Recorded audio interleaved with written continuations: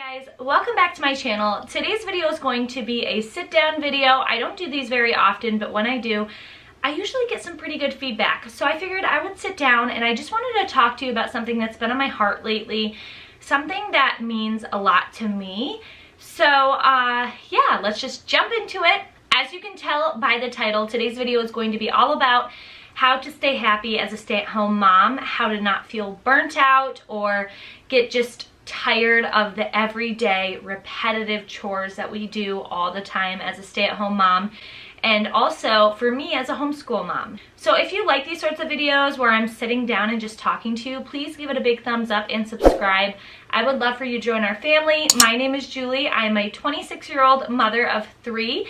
I have a 6-year-old, a 3-year-old, and a 1-year-old. Boy, girl, boy, Weston, Paisley, and Grant. So we would love it if you would join our family and subscribe. I do all sorts of motherhood and lifestyle videos. So let's just jump into today's video. Of course, a coffee break. So I have written down on a little notebook here just some ideas that I wanted to talk to you guys about. I know as a stay-at-home mom, it can get so hard and your days can start to feel so repetitive, and I get that. Trust me, I totally get that. I've been there, and some days I'm there. And it seems like some days are easier than others. It just kind of all depends on what's going on or how busy you're able to keep yourself. So as a stay-at-home mom, I have struggled with trying not to do housework every single day.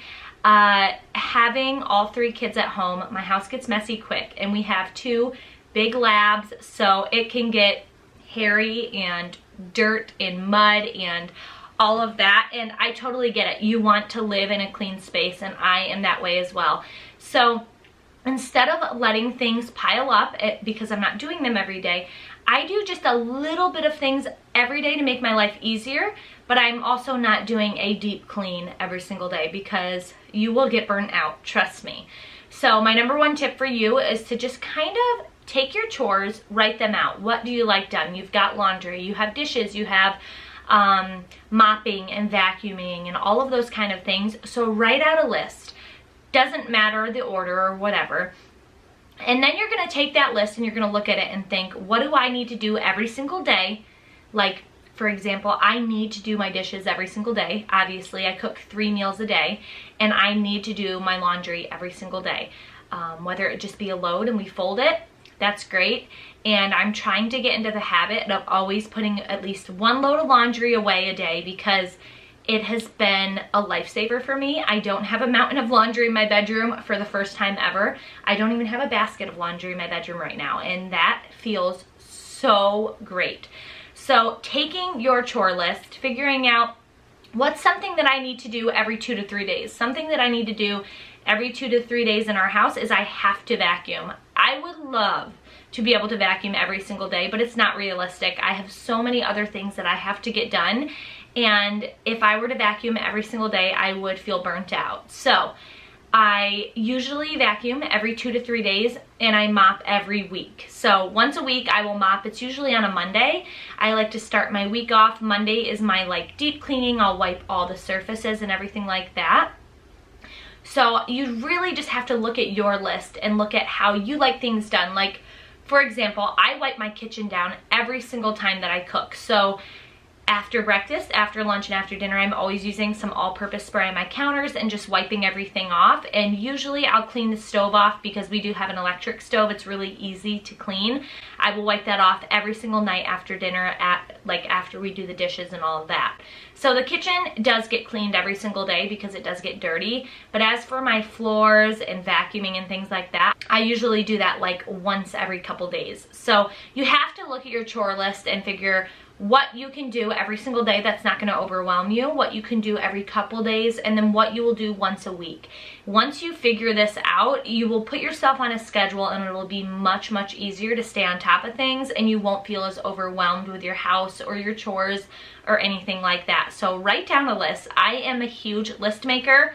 As you can see, for today's video, I have a list. I just love to write down lists and be able to look at that list and kind of divide and conquer, if you know what I mean. So that is my number one tip, is just do a couple chores a day. That way you don't get overwhelmed.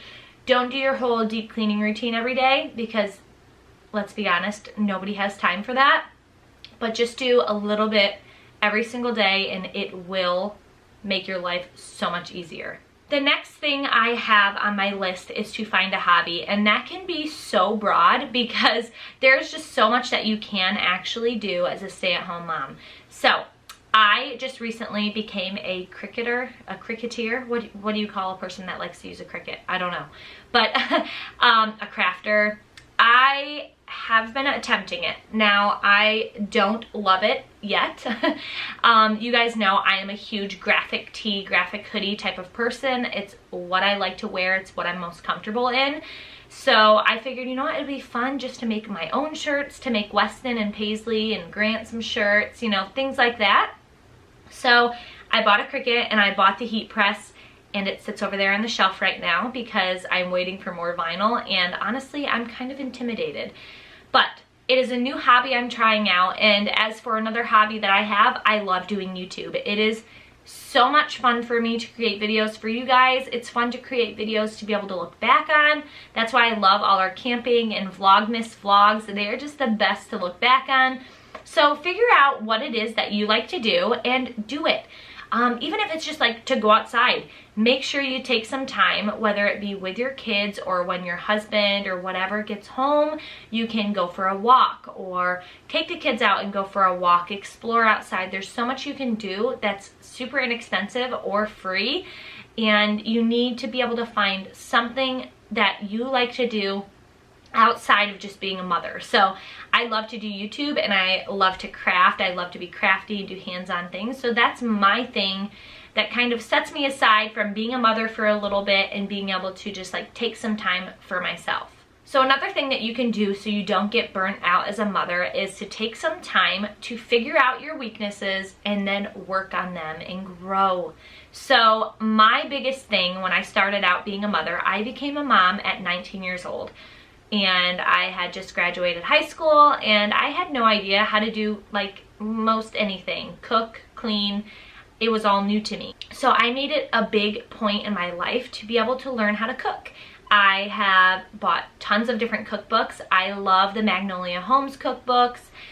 There's a ton of great cookbooks out there. A good starter one is Better Home and Gardens, but just find something that you're not that great at. If you're not that great at cleaning, then push yourself to do a little bit every single day, to learn new tips and tricks and hacks to be able to get better. So mine was cooking. I wasn't that great at it at first. I never really cooked living at home. So moving in with Ryan and becoming a mom, that has really like grown my love for cooking. We try to cook 6 times a week. We might get takeout one night during the week on a Friday or a Saturday, but I try my best to cook almost every single day of the week for my family, and also to be able to grow and learn how to do more things. So one big tip I have is to go out of your comfort zone. Like, I made a meal back in the summer, and it was probably the best meal I have ever eaten as well as ever cooked. And I had to cook with wine and spinach and chicken, and it was literally so good, and it really sparked like more excitement. When you cook the same thing every single day, it can get so boring and repetitive, or like the same 6 meals a week or whatever. It can tend to get boring. So it's so fun to be able to look at new cookbooks and try out new recipes, and like I said, just try your best to strengthen your weaknesses. So accept the fact that we are not perfect as stay-at-home moms. We have things that we might not be that great at, and it's really fun and exciting to be able to take something that you're not that good at and to get better and to grow and to learn. So whatever it might be for you, I encourage you to get stronger in your weaknesses and just grow and excel and learn new things that you might not have known. Maybe you're not that great at baking. I have always loved to bake, so I don't really have a problem with that, but cooking was something that I was always nervous about. I didn't know how to cook meats, and I would just overcook everything, and now I actually use a meat thermometer, and like that's a big deal for me. So that is another tip that I have for you, not to get burnt out and not to feel like your life is on repeat all the time. find something you're not that great at and get better at it. The next thing I have is to find a community, and that might sound so broad and scary. I know it was scary for me as a stay-at-home mom to find other friends that like understood me. And I don't go out and like hang out with girlfriends all the time or anything like that. I have to move, my back is hurting. Oh, I just spilled my coffee. And this is real life to show that I'm drinking coffee because I just spilled it all over my jeans. So what I mean by find a community, I just mean find a group of other moms that get it, or a group of girls that are super supportive. So YouTube has opened so many doors for me. I have found so many women that are also mothers or also just really supportive in the YouTube community, and that has been life-changing. Now, I don't see these girls. They might live halfway across the country, but I can go to them for support, and I can go to them if I have any sort of questions or if I'm just feeling down about myself. And it's just so nice to have like a mommy tribe to be able to go to when times are tough. And I also have a group of girlfriends in the town that I live in. We talk all the time. None of us like went to school together or anything like that. We're all kind of different ages. But it's just been incredible. We have had a group chat that we talk on. We've had that for years, and it's just been nice to be able to have girls that I can go to, and we don't have to talk every single day, but when we do, we might talk about struggles we're going through or something great that happened. And it's just nice to have a group of girls that are supportive and are there for you through the good and the bad, because all of us mamas have those days that we might want to pull all of our hair out, or we might just want to run and hide in a cave for like 30 minutes.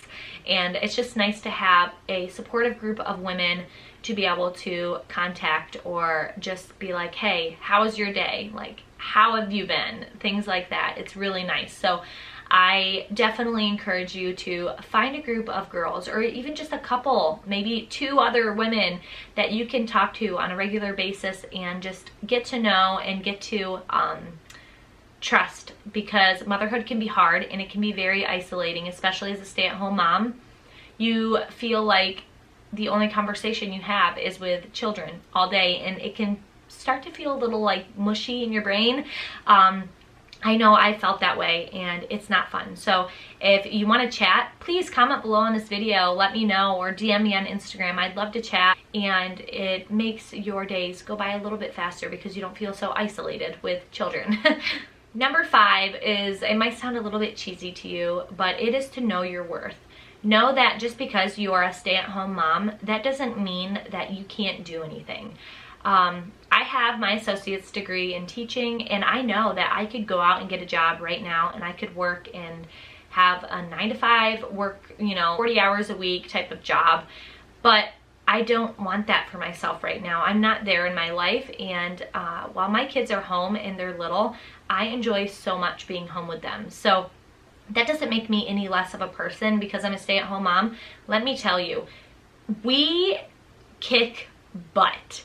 We get so much done, and our job is so hard. Trying to find time to do laundry, to cook breakfast, cook lunch, do naps, do snacks, make sure that every dinner is cooked and everything is done for the next day, putting your house to sleep, as I like to call it. There's so much that goes into every single day, as well as nurturing your children and giving them baths and making sure that you read them nighttime stories and putting them to sleep, and finding maybe 10 minutes to just like decompress every day. It can be very hard, and I feel like being a stay-at-home mom is harder than any job that I ever worked at in the actual workplace. And I'm telling you, you are the ultimate person if you are a stay-at-home mom, because it is a hard job, and I am here for you and letting you know that you are incredible and you are worth so much.